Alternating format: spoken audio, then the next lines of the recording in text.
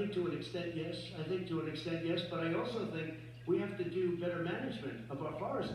Every year, California's burning. California's burning. If that was told, if that were forest management, good forest management, you wouldn't be getting those calls. You know, in Europe, they live their forest cities. They're called forest cities. They maintain their forests. They manage their forests. I was with the head of a major country. It's a forest city. He said, sir, we have trees that are far more, they ignite much easier than California.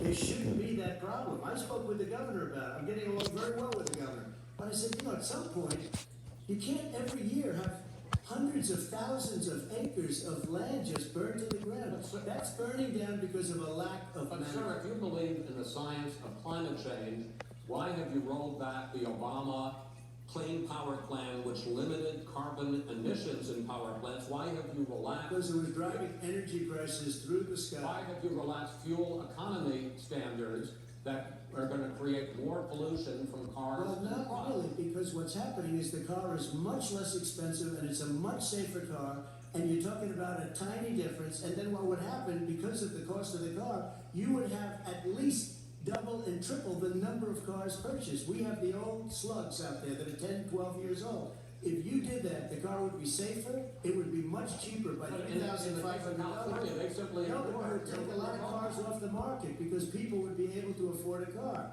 Now, and by the way, we're going to see how that turns out. But a lot of people agree with me, many people. The car has gotten so expensive because they have computers all over the place for an extra little bit of gasoline. And I'm okay with electric cars too. I think I'm all for electric cars. I've given big incentives for electric cars. But what they've done in California is just crazy. Vice President Biden, I'd like you to respond to the president's climate change record, but I also want to ask you about a concern. You proposed $2 trillion in green jobs. You talked about new limits, not abolishing, but new limits on fracking, ending the use of fossil fuels to generate electricity by 2035, and zero net emission of greenhouse gases by 2050. The president says a lot of these things would tank the economy and cost millions of jobs. He's absolutely wrong, number one. Number two, if in fact, during our administration, the Recovery Act, I was in charge, able to bring down the cost of renewable energy to cheaper than or as cheap as coal.